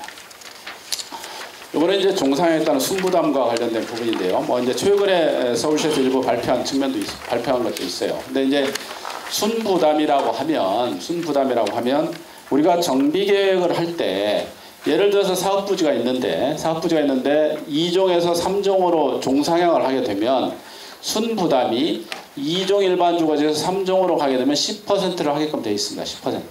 그죠? 10%. 그러면 우리 사업부지 면적의 10%를 도로가 됐든지 공원이 됐든지 아니면 건축물 기부천합을 통해서 공공시설을 설치하든지 10% 이상을 다른 용도로 이렇게 기부천합 부지로 기반시설을 만들어야 돼요. 기부천합 10%. 이게 이제 순부담이라는 의미입니다. 그래서 이제 이 순부담의 10%를 했을 때 아까 말씀드린 대로 용적률에서 상한 용적률까지 계산치로 인센티브를 추가로 받는 그런 기부천합을 10% 했다고 해서 뭐 그냥 순수하게 우리는 10% 땅이라는 걸 뺏기는 게 아니라 그거만큼 기반시설을 설치한 만큼 용적률 인센티브로 가져간다. 그렇게 이해를 하시면 될 것 같아요. 그래서 이제 최근에 서울시에서 기준이 바뀌었던 거는 요게 이제 보통 1단계 상향이라고 그래요. 요게 한 단계라고 봅니다. 여기서 이제 이렇게 가게 되면 2단계 상향이라고 보시면 되고 여기서 이렇게 가면 이제 3단계라고 보시면 되는데 보통 기본적으로 1단계 상향하는데 10%, 그 다음에 2단계 상향하는데 15% 이렇게 보고 보통 이제 3단계는 20% 이렇게 5%로 올라갑니다. 근데 이제 최근에 우리가 이제 서울시에서 발표된 내용 중에 주요한 내용이 보시면 3종 일반 주거지역에서 준주거지역으로 상향했을 경우에 보통 이제 15%, 이게 1단계임에도 불구하고 그때 15%로 운영을 했었어요. 요거를 10%로 완화를 해서 운영을 하겠다 하고 이제 발표를 했습니다. 근데 아마 이제 우리 노원구 관내도 뭐 이제 역세권 지역이라든지 이런 지역들이 이제 일부 종상향이나 준주거지역까지 상향이 되는 단지들이 정비 수립 시에 아마 꽤 있을 수도 있는데 요때 이제 이 순부담 부분들이 5% 정도 추가적인 혜택이 아마 발생을 할 것 같아요. 그래서 이제 순부담 기준이 최근에 이렇게 바뀐 내용 제가 정리를 해봤습니다. 요건 이제 지금까지는 이제 정비 구역 지정과 관련된 내용에 대해서 개략적으로 신속통합기획의 제도의 취지라든지 운영 절차 요거 정리를 해드렸고 그 다음에 이제 정비계획 수립 시에 기본적으로 포함될 정비계획 내용에 대해서 정리를 해봤고 여러분들이 주요하게 이제 관심을 가지는 용적률과 관련된 부분 그 다음에 이제 순부담과 관련된 부분 개략적으로 정리해봤습니다. 그리고 나서 이제 정비계획이 수립되고 나면 이제 조합을 설립을 해야 됩니다. 추진위원회 구성하고 조합을 설립해야 되는데 보통 이제 조합은 앞서서 제가 동의 요건을 말씀드렸습니다. 토지동 소유자의 4분의 3 이상 동의, 75% 동의죠. 그다음에 이제 동별 동의 요건 2분의 1이 있었습니다만은 어쨌거나 정비구역 지정부터 이제 조합 설립까지 통상적으로 정비구역 지정이 되고 나서 이제 추진위원회 구성하고 추진위원회에서 이제 각종 조합 설립을 위한 뭐 동의 절차를 구한다든지 동의 절차 구하기 전에 뭐 여러 가지 행정적으로 처리해야 될 사항들이 있습니다. 추정 분담금도 산정해야 되고 뭐 이런 것도 산정해서 이제 구청에서 뭐 심의도 받아야 되고 뭐 여러 가지 사항들이 있습니다. 그래서 그런 어떤 조합 설립이나 행정 처리를 하는 기관이 이제 추진위원회를 구성을 해서 이제 이 중간 단계가 있는데 최근에 이제 뭐 이제 정비계획 입안 동의서를 여러분 보시면 밑에 뭐 이제 그 양식에 보면 조합 직접 설립과 관련된 어떤 그 의견 청취하는 난이 있어요. 아마 여러분 정비계획 주민제한 동의서를 해보신 분은 아시겠습니다만은 조합 설립 추진위원회 구성 단계 생략 여부를 정비계획 위반 동의서 진구 시에 조사를 하게끔 되어 있습니다. 그래서 그때 생략 여부의 생략에 대해서 동의를 하신 분들이 과반수 이상이 되면 정비구역 지정하고 조합 설립을 바로 갈 수 있는 그런 어떤 제도적인 장치도 있습니다. 근데 대부분의 이제 주민들이 이렇게 될 경우에는 이제 공공이 지원해 준다는 의미가 있거든요. 그런데 이제 추진위원회 역할들을 사실 공공이 해준다는 그런 의미도 있고 그렇습니다. 그래서 이제 어떤 단지 같은 경우는 저희가 보면은 이렇게 가는 단지도 동의서를 이렇게 구해서 가는 단지도 있고 어떤 단지 같은 경우는 이 조합 설립하는데 우리 스스로 우리 자치적으로 해야 되는데 공공에서 너무 과도하게 개입을 한다 해서 이렇게 안 가고 그냥 이런 절차로 가는 단지도 있고 여러 가지 어떤 생각들이 다 나누어지는 것 같습니다. 그래서 어쨌거나 생각이야 각 조합별로 다를 수가 있기 때문에 그거는 어쩔 수 없는 거고 근데 어쨌든간에 이런 어떤 제도적으로 제도도 있다. 조합을 직접 설립할 수 있는 어떤 추진의 단계를 생략하고 하는 어떤 제도도 있다라고 이해를 하시면 될 것 같고요. 그 다음에 이제 사업시행 인가, 조합 설립이 끝나고 나면 사업시행 계획 인가를 받는데, 요때 이제 사업시행 계획 인가를 받을 때 각종 영향평가를 이때 받습니다. 이때 이제 건축 심의도 받아야 되고, 교통 영향평가, 교육 환경 영향평가, 사전 재해, 이제 경우에 따라서 환경과 단지가 큰 것 같으면 환경 영향평가와 관련된 심의라든지 이런 것들도 있습니다. 그래서 각종 영향평가를 요때 이제 받고, 이때 이제 영향평가를 받는 기준은 정비계획 때 결정된 용적률이나 세대수나 어떤 이제 높이나 요걸 기준으로 해서 이제 영향평가를 받습니다. 근데 이 받는 과정에서 정비계획 내용들이 조금 더 이제 수정이 될 수가 있어요. 심의 내용에 따라서. 그러면 이제 그 내용들을 반영해서 정비계획에 변경을 한번 해야 되고, 그리고 나서 이제 그 내용을 심의 결과를 바탕으로 해서 사업 시행 계획을 이렇게 이제 조합에서 작성하고, 그 다음에 이제 그 작성된 내용을 인가 신청하게 되면 주민 공람을 거쳐서 인가 고시를 받는 이런 어떤 과정을 거쳐서 이제 사업시행계획이라는 사업시행계획 인가라는 어떤 그런 과정들을 거친다라고 보시면 될 것 같아요. 그 다음에 이제 관리처분계획 인가. 관리처분계획 인가는 종전의 소유권과 권리를 신축 토지의 건물에 대한 권리로 변환하는 거다. 그러니까 내가 지금 현재 재건축 이전에 가지고 있는 권리, 아파트 평형대는 몇 평이고 대지 지분은 몇 평인데 재건축 이후에는 내가 몇 평으로 갈 것인지, 그다음에 그때 가게 되는 평형대에 대지 지분은 얼마고, 그다음에 분양가는 얼마고 이런 것들 기준에 따라서 전체적으로 이제 분담금 내용이 이제 확정이 되는 이런 내용이 되겠습니다. 그래서 관리처분계획 인가는 제일 어떻게 보면 여러분들한테는 제일 피부로 와닿고 제일 중요한 과정 중에 하나죠. 왜냐하면 내 분담금이 이때 이제 결정이 되니까. 근데 이제 이 분담금과 관련된 부분들은 수익성, 그러니까 일반 분양분이 어떻게 나오느냐에 따라서 수익성이 얼마가 되고, 그 수익성을 여러분들한테 이제 배분을 했을 때 분담금이 낮아지는 거기 때문에 사실은 용적률이 높고 일반 분양 세대수가 많아지면 분담금은 자연스럽게 낮아지고, 또 일반 분양 세대수가 적게 되면 분담금이 높아질 수밖에 없어요. 특히 우리 노원구 관내에 있는 아파트 단지 같은 경우는 이제 기존의 세대수, 그러니까 기존 종전 소유권의 권리들이 평형대가 굉장히 낮은 평형대의 아파트들이 많은 단지들이 있습니다. 그러면 평형대가 낮은 단지들 같은 경우는 우리가 재건축 이후에 평형대를 좀 키워서 재건축을 해야 되잖아요. 그러다 보면 용적률이 올라가는 상승분을 조합원들의 평형대를 늘리는 데 다 써버리면 일반 분양 세대수가 적어질 수밖에 없어요. 그래서 이제 그렇게 되면 좀 이제 분담금이 높아지는 그런 어떤 부작용이 있습니다만, 어쨌거나 그러면 분담금을 낮추기 위해서는 내가 또 작은 평형으로 계속 갈 것이냐, 이런 어떤 또 딜레마에 또 빠질 수도 있어요. 그래서 이제 그런 부분들을 적절하게 잘 조화를 시켜야, 계획 수립 과정에서 적절하게 잘 조화를 시켜야만 분담금도 적정선에서 내가 분담할 수 있는 범위 내에서 이제 갈 수가 있고 하는 내용이라고 보시면 될 것 같아요. 그래서 이제 이런 부분들은 굉장히 어떤 분담금 확정과 관련된 부분들이 굉장히 중요한 부분 중에 하나다라고 보시면 될 것 같아요. 이번에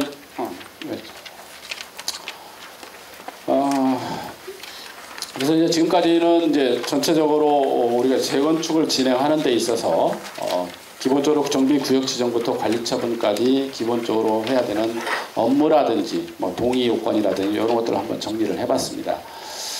그리고 이제 우리가 이제 안전진단을 통과를 했고 우리가 정비구역 지정 및 정비계획을 수립을 해야 되는데 우리 노원구 관내 같은 경우 여러분 아시다시피 현재 택지개발지구에서 지구단위 계획을 서울시에서 수립하고 있잖아요, 그죠? 그 지구단위 계획이 끝나야만 우리가 이제 주민 제한을 할 수가 있는데 그래서 이제 그 내용 한번 정리를 해봤습니다. 그래서 이제 전체적으로 택지개발 사업 우리가 이제 노원구 같은 경우는 아파트 단지가 택지개발 사업으로 이제 지어진 아파트거든요. 그래서 택지개발 사업으로 지어진 아파트는 지구단위 계획을 의무적으로 수립하도록 그렇게 하고 있습니다. 법상. 그래서 이제 지구단위 계획을 수립을 해야 되는 거고 현재 상계, 중계, 하계동 일대의 택지개발지구가 약 한 565만 제곱미터 정도 되는데 현재 서울시에서 이미 지구단위 계획을 지금 용역을 발주해서 수립을 하고 있죠. 그래서 이제 요게 이제 수립이 끝나기만을 사실은 우리가 이제 기다리고 있어요. 이게 이제 끝나야만 이제 우리가 주민 제한을 통해서 정비 계획을 하든 신속통합을 하든 뭘 하든 해야 되기 때문에 그래서 안전진단이 끝났음에도 불구하고 후속 절차를 지금 못 하고 있는 단지들이 많이 있죠. 요것 때문에. 근데 이제 이게 이제 전체적으로 이제 택지개발지구 상계 1, 2 택지개발지구가 이렇게 돼 있고 중계 택지개발지구, 중계 2 택지개발지구가 있습니다. 요 뭐 상계 1, 2 택지개발지구는 올 2023년도 4월 달에 재정 용역이 발주됐고 중계 택지개발지구는 7월 달에 용역이 발주가 됐어요. 작년 7월 달에. 그래서 지금 현재 계획안이 어느 정도 이제 좀 기본 방향까지는 설정이 됐고 아마 이제 올 빠르면 한 6, 7월, 8, 9월 정도 되면 이제 주민들한테 공개할 수 있는 단계까지는 온 것 같아요. 그러면 이제 그 이후에 지구단위 계획 관련된 주민 공람이 진행이 되고 그러면 이제 어느 정도의 어떤 기본 방향이 섰기 때문에 그 이후에는 개별 단지별로 아마 이제 정비 계획을 수립할 수 있지 않겠나 하는 제 판단이 듭니다만은 어쨌거나 이제 그때까지는 조금 더 기다려야 되는 상황인 것 같아요. 그래서 전체적으로 큰 방향을 이때 이제 지구단위 계획을 통해 가지고 각 우리 단지별로 또 우리 노원구의 이 택지개발지구의 또 어떤 특성이 아파트 단지의 특성이 아까 말씀드린 대로 소형 평형이 많고 또 이 동일로를 따라서 또 이제 역이 많이 있어서 역세권 지역을 어떻게 중심지를 어떻게 형성할 건지 이런 것들이라든지 생활권을 어떻게 가져갈 건지 이런 것들이 기본 방향이 아마 이제 곧 정해질 겁니다. 그래서 곧 정해지면 우리 노원구에서도 이제 주민 제한을 통해 가지고 정비 계획을 제한할 수 있는 그런 단계까지 갈 수 있을 것 같아요. 근데 이제 지금은 아직은 이제 올 상반기까지는 이 계획이 어떻게 수립되는지 추이를 한번 보시고 올 하반기 정도 돼야 우리가 정비 계획 주민 제한을 할 수 있겠다라는 판단이 들었습니다. 이번 이제 재건축 사례 제가 한번 좀 정리를 해달라고 해서 정리를 해봤는데. 제가 이제 2개의 단지를 가져와 봤어요. 우리가 이제 여의도 한양 아파트 재건축은 신속통합기획 서울시에서 제도를 만들었을 때, 그 이전에 뭐 이제 또 도시건축 혁신방안이라서 우리 상계중 5단지도 그렇게 했습니다만은 신속통합기획 이전에 제도 있었습니다만은 어쨌거나 신속통합기획이라는 제도 명칭을 가지고 했던 초기의 단지고 그 다음에 이제 패스트트랙으로 진행했던 단지가 이제 잠실중앙 5단지 이 2가지가 있습니다. 그래서 2개 단지를 한번 사례를 한번 분석해 보도록 할게요. 여기 이제 여의도 한양 아파트 단지인데 요거는 뭐 신문에도 많이 났을 거예요. 신문에 많이 났는데 면적이 한 36,000 정도 되고 거주자가 한 588세대 현재 현황 용적률이 한 252% 정도 굉장히 높았습니다. 현황 용적률이. 근데 이제 이때 이제 신속통합기획을 서울시에서 유도를 했던 부분들은 요 여의도 지역이 사실은 금융 중심지에 어울려서 이런 지역들을 좀 특화할 수 있는 주거단지를 만들었으면 좋겠다. 굉장히 여의도 같은 경우는 중심 기능들을 많이 지금 수용을 역할을 하고 있거든요. 그래서 이제 그런 부분 때문에 이게 이제 초기에는 3종 일반 주거지역이었습니다. 한양 아파트가. 근데 이제 요 3종 일반 주거지역을 상업지역까지 상향을 해가면서 신속통합계획을 진행했던 그런 내용이 되었습니다. 그래서 굉장히 어떤 파격적으로 이제 사실은 용적률 인센티브나 용적률이나 체계가 많이 올라갔던 단지예요. 그래서 이제 그런 내용으로 이제 진행했던 내용인데 한번 내용을 보시면 2021년도에 이제 11월달 신속통합계획 주민들이 신청을 하고 요때는 이제 신속통합계획 대상지에 대해서 서울시에서 대상지 선정 과정을 위원회를 통해서 선정 과정을 거쳤습니다. 지금은 이제 우리가 자문 방식은 바로 동의서만 내면 무조건 신속통합계획을 해주는데 그 전에는 대상지를 선정을 했고 그리고 나서 대상지 선정이 되면 이 서울시에서 요 대상지에 대해서 이제 기획 설계를 하는 업체를 공모를 통해서 선정을 해요. 그래서 그 업체가 신속통합 기획안을 만들고 MP라든지 자문단을 통해 가지고 이제 계획안을 만드는 과정을 거칩니다. 이게 이제 한 1년 정도 거쳤던 것 같아요. 이게 아마 이제 초기 단계 신속통합계획이기 때문에 기획 단계에서 굉장히 좀 오랜 시간이 걸렸고 그리고 나서 이제 확정이 되고 난 다음에 이제 절차 도적법에 의한 정비계획 변경 절차를 진행했던 내용. 이게 이제 이런 어떤 내용들이 됐습니다. 그래서 2023년도에 처음 확정하고 마지막으로 이제 12월 달에 이제 도시계획을 심의 통과했는데 사실은 이렇게 오래 걸릴 건 아니에요. 오래 걸릴 건 아닌데 이 공람공고 끝나고 서울시 입안하는 게 이때 6월 17일 날 공람공고 끝나면 바로 7월 달에 서울시 입안 요청을 할 수가 있는데 요 여의도 한양 같은 경우는 특수한 상황이 있었습니다. 내부에 대기업 소유 토지가 한 필지가 있었는데 그 토지를 대기업에서 동의를 안 해가지고 굉장히 오랫동안 시간이 걸렸던 부분이에요. 그래서 6월 달에서 12월 달 이 사이에 결정 요청하는 사이에 그 토지와 관련된 편입을 할 거냐, 편입을 했을 경우에는 거기서 동의서를 구해야 되고 아니면 동의가 안 된다면 그 구역에서 재척을 해야 되는데 그런 어떤 부분들이 문제가 있었기 때문에 굉장히 오랜 시간 동안 협의를 통해 가지고 결국은 이제 조합에서 매입을 해가지고 가는 걸로 정리를 했던 그런 상황이 됐습니다. 그래서 이제 여기서 좀 시간이 걸렸던 거고 사실은 신속통합계획을 확정을 하고 요즘 이제 서울시에서 도시계획 심의까지 가는데 한 6개월 정도면 도시계획 심의까지 갑니다. 근데 이제 여기 같은 경우는 한 1년 정도 걸렸던 그런 특수한 사정이 있어서 그렇게 갔던 내용이 되겠고요. 요게 이제 전체적으로 여의도 한양과 관련된 내용이 되겠습니다. 근데 아까 이제 3종에서 일반 상업으로 종상향을 했다고 그랬잖아요. 그만큼 종상향하면서 용적률이 많이 올라간 만큼 공공에 할애되는 공공 기부천합 시설들이 여기는 이제 대부분이 토지가 그렇게 크지가 않기 때문에 토지로 기부천합한 것들은 많지는 않고 대부분이 여기 있는 건축물로 기부천합을 많이 했습니다. 예를 들어서 외국인 전용 임대 시설이라든지 오피스텔 중에서도 외국인에 대해서 외국인을 전용으로 하는 이게 이제 여의도가 이제 금융의 중심지니까 그런 어떤 전용 임대 오피스텔이라든지 이런 것들이 이제 순수하게 기부 체납을 통해 가지고 건축물 기부 체납을 통해 가지고 공공에서 용적률이 올라간 만큼 추가적으로 공공의 기부 체납 부분들을 많이 확보를 했습니다. 그래서 이 대부분이 이렇게 올라가는 어떤 그 용적률이 상업적까지 올라가더라도 대부분이 올라가는 거에 한 절반 정도 많은 부분들이 공공의 어떤 건축물 기부 체납으로 할애가 됐다라고 보시면 될 것 같아요.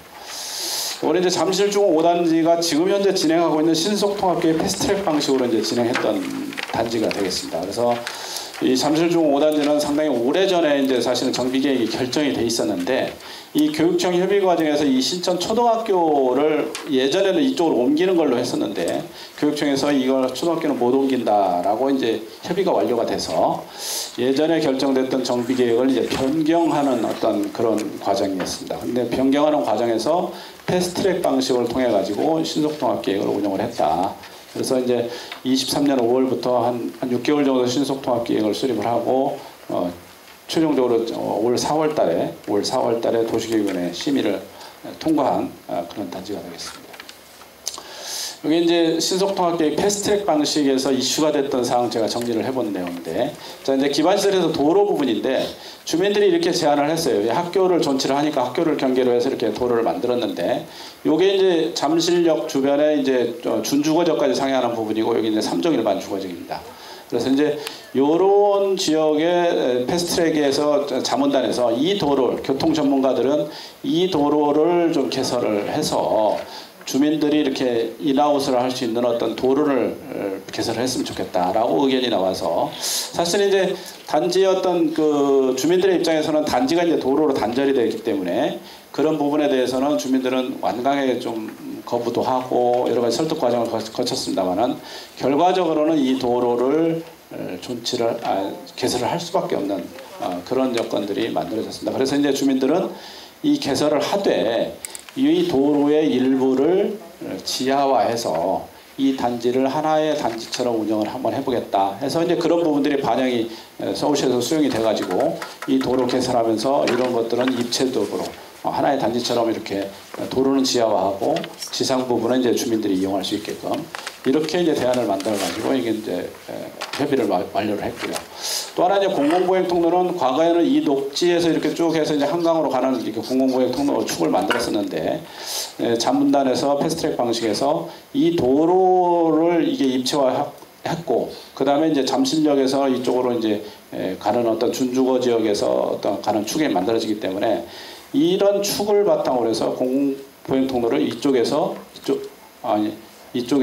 이쪽으로 좀 옮겼으면 좋겠다. 이것도 역시 마찬가지로 수용이 됐고요. 그 다음에 이제 경관 부분에 있어서 이쪽에 송파대로변에 좀 위압적으로 한 49층까지 설계를 했습니다만은 이 도로변에 잠실대교에서 건너오면서 너무 경관이 위압적으로 될 것 같다. 그래서 이제 좀 층수를 좀 낮췄으면 좋겠다라고 해서 이렇게 정리를 했던 내용. 이런 어떤 이제 패스트트랙이라는 과정이 그렇습니다. 자문단에서 자문을 하다 보면 도로의 선형이라든지 주민들이 필요로 하는 시설. 자 이렇게 해서 혹자는 이제 이렇게 하게 되면 이제 주민들의 입장에서는 이제 기부천합 시설 이 도로가 새로 생기면서 기부천합이 조금 늘어날 수가 있겠죠. 그러면 그게 이제 용적률 인센티브로 가서 정비행 용적률이 올라갑니다. 임대가 좀 줄어드는 거예요. 그러니까 정비행 용적률이 올라가면 조합 분양 용적률이 올라가기 때문에 올라가는 만큼 법적상 안에서 임대가 좀 줄어드는 효과가 발생을 합니다. 그래서 이제 그런 어떤 정비 기반 시설의 양이 조금 변화가 발생을 하고 요 공공보행 통로 같은 경우는 이제 정비 기반 시설하고 상관없이 축의 개념만 좀 조정을 한 거기 때문에 이런 것들은 뭐 이제 뭐 임대나 기반 시설 추가 제공과 전혀 상관이 없죠.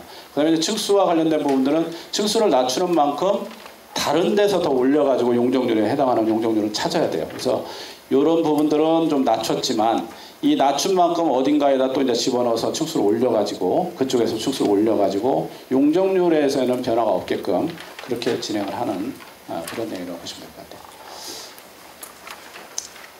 같아요. 이게 이제 전체적으로 잠실중 5단지가 만들어졌던 내용이 되겠습니다.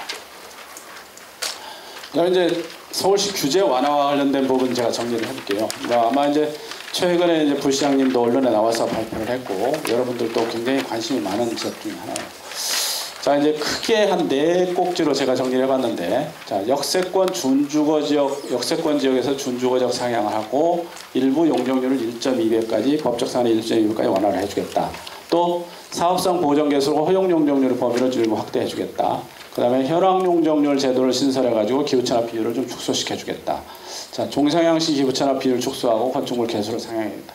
이게 뭔 말인지 사실은 잘 모르잖아요. 뭐 완화를 한다고 이렇게 막 발표는 했는데 굉장히 전문적인 용어 이게 무슨 말인지 저도 잘 요것만 봐서는 이해가 안 되는 측면들이 있어요. 그래서 하나하나 보시면 자 역세권 준주거적 상향과 관련된 부분, 그 다음에 용적률의 1.2배까지 허용을 해주겠다는 부분.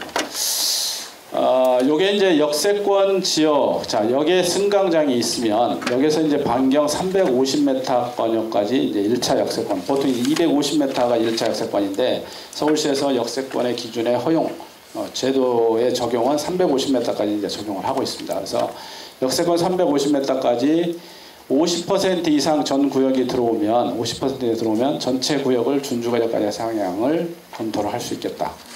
그리고 50% 미만이 들어오면 350m 안쪽은 준주거지역, 나머지는 기준의 용도지역을 가지고 이렇게 갈 수 있게끔 하고 있습니다. 그래서 전체적으로 우리 노구 관내에 뭐 이제 동일로변에 여기 있다든지 하는 부분의 단지 같은 경우는 일부는 역세권에 해당되는 단지들이 꽤 있습니다. 그래서 이제 그런 단지들을 아마 이제 적극적으로, 물론 이제 뭐 우리 단지에서 이런 제도가 만들어져서 이제 검토가 되겠지만 실질적으로 지금 현재 서울시에서 수립하고 있는 지구 단위 계획에 그러한 내용들이 아마 이제 반영이 돼서 여러분들한테 아마 알려질 거예요. 그래서 이제 그 내용을 바탕으로 해서 추후에 우리가 정비계획 수립 시에 역세권에 해당하는 지역의 경우에는 준주거지역까지 상향을 해서 검토해 볼 수 있는 여지가 만들어졌다라는 내용이 되겠고요.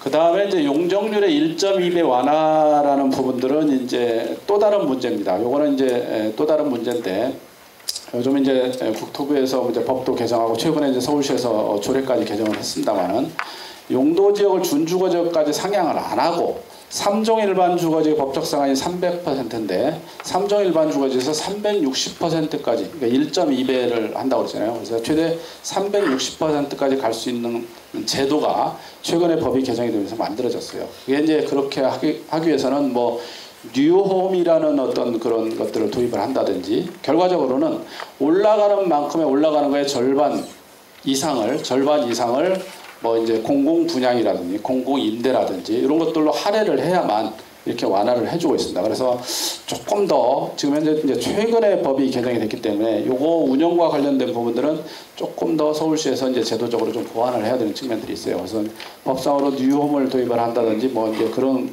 것들이 왔을 때는 이 법적 상한에 1.2배까지 완화해주는 그런 내용으로 이미 운영이 되고 있다라고 보시면 될 것 같아요.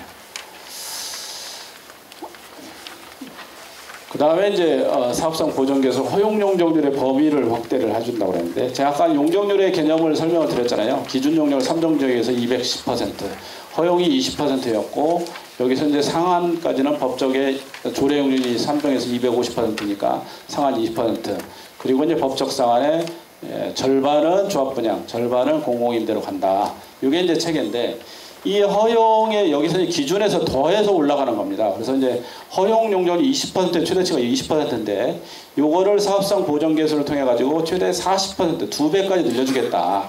그러면 210에서 허용을 40%까지 받는다면 이게 이제 250%까지 올라가요. 그러면 이제 상한 용적률 20%로 올라가니까 자연스럽게 조합 분양 용적률이 올라가게 되고 임대가 줄어드는 그런 효과가 발생하죠. 그러면서 이제 사업성이 일부 개선이 되는 그런 어떤 제도라고 보시면 될 것 같아요. 그래서 전체적으로 이 보정 개수를 우리가 이제 기존의 단지보다도 이런 것들이 이제 문제가 되는 단지가 뭐냐면, 현재 현황 용적률이 기준 용적률보다 높았던 단지, 기준 용적률 210인데 210보다 높은 단지들은 이걸 그대로 적용할 수가 없잖아요. 그래서 이제 그런 부분에 있어서 그런 단지들에 있어서는 이렇게 이제 허용 용적률의 보정 계수를 좀 적용을 해서 사업성 부분을 조금 더 올릴 수 있는 여건들을 만들어 보겠다라는 게 이 제도의 취지라고 보시면 될 것 같아요. 이게 이제 현황 용적률 제도를 신설해서 이제 이 용적률은 허용 용적률의 아까 그 앞서서 설명드렸던 내용하고 좀 연동이 되는데, 어쨌거나 이제 현황 용적률 제도가 현황 용적률이 이미 현황 용적률이 뭐 기준 용적률을 초과하고 있구나, 이런 단지들이 꽤 있습니다. 특히 이제 우리 노원구가 200%가 넘어가는 단지들이 꽤 있죠. 이게 왜 그러냐면, 과거에는 3종 일반 주거지의 용적률이 90년도에서 99년까지는 약 한 300% 내지는 400%까지 운용했던 시대가 있었어요. 그때 옛날에는. 그리고 뭐 2000년에서 2003년까지는 300%로 적용을 했습니다만은, 그래서 이제 종전에 이런 어떤 제도들이 나오기 전에는 뭐 한 268% 현황 용적률이 되는 단지들은 언감생식 재건축은 꿈도 못 꿨던 단지들이에요. 이런 현재 서울시 용적률 체계상으로. 그러다 보니까 이런 단지들은 대부분 이제 리모델링을 진행하고 그렇게 이제 추진했던 단지들이 꽤 있습니다. 근데 리모델링이 사실은 서울시에서 성공적으로 그렇게 진행된 단지들이 그렇게 많지는 않습니다. 오랜 리모델링도 분담금이 꽤 많이, 재건축과 거의 엇비슷하게 나오고 기간도 굉장히 오래 걸리고 했던 사례가 있어서 그다지 리모델링과 관련된 주민들의 호응도 그렇게 좋지 않고, 근데 이제 어쩔 수 없는 상황이기 때문에, 현황 용적률이 높아서 어쩔 수 없는 상황이기 때문에 리모델링을 추진했었거든요. 근데 이제 그런 단지들, 뭐 이런 단지들도 일부 재건축이 가능할 수 있게끔 용적률 체계를 좀 조정을 해보자라는 취지로 요 이제 어떤 기준안이 완화된 내용이 발표가 된 내용이 되겠습니다. 그래서 현황 용적률이 예를 들어 268%다 그러면 종전에는 기부채납 없이 기준 용적률이 210에서 허용 용적률이 230%까지 가고 나머지는 조합 분양으로 가니까 이렇게 되면 265%잖아요. 조합의 용적률이 265%잖아요. 그죠? 230에서 35% 더하면 그러면 현황 용적률보다 더 적어서 오히려 주민들은 평형대를 좀 줄여서 갈 수밖에 없는 상황이 되고 일반 분양은 하나도 없고 그러니까 이제 재건축이 안 되는 거였거든요. 근데 이제 요것들은 현황 용적률이 이렇게 큰 경우에는 기부 체납 없이 268%까지 기준 용적률을 인정을 해주고 또 이제 일부 기부 체납 하게 되면 추가 용적률이 또 주어지고 그러면서 이제 분양 용적률에서 법적 사안의 절반은 분양으로 가니까 뭐 이제 조합 분양 용적률이 이제 굉장히 많이 조금이라도 늘어나는 거죠. 그래서 이제 재건축을 할 수 있는 여지가 조금 더 발생하는 그런 어떤 제도라고 보시면 될 것 같아요.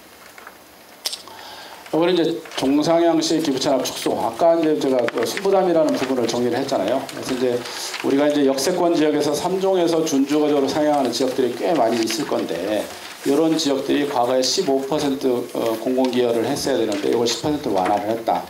그리고 우리가 이제 토지를 10%를 기부채납하기에는 너무 이제 뭐 단지가 적다든지 이런 경우에는 건축물로 기부채납을 할 수가 있습니다. 그래서 공공시설, 뭐 복지시설을 짓는다든지 이런 뭐 건축물을 지어서 기부채납을 했을 경우에는 종전에는 건축물 기부채납을 공사비로 따져가지고 이게 토지로 환산했을 때 약 0.7배, 이거 뭐 계산 방식이 다 있습니다만은 0.7배를 적용했는데 요거를 1.0배, 그러니까 한 배까지 인정을 해주겠다. 과거에는 0.7배까지만 인센티브로 인정을 해줬는데 요거를 1로 상향을 해주겠다. 그러면 건축물 기부 체납 양이 줄어들겠죠. 조합의 입장에서는. 동일한 건축물 기부 체납을 했을 경우에 용적률 인센티브는 0.7보다는 1이 높으니까 용적률 인센티브를 더 받게 되는 효과가 발생을 하죠.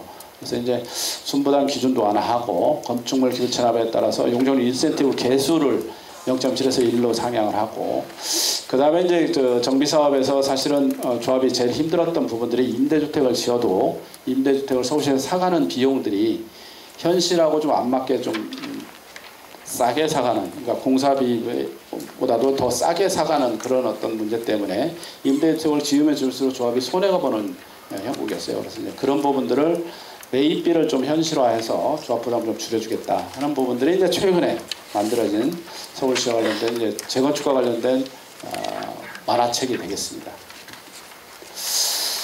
네, 지금까지 준비한 내용은 여기까지고요.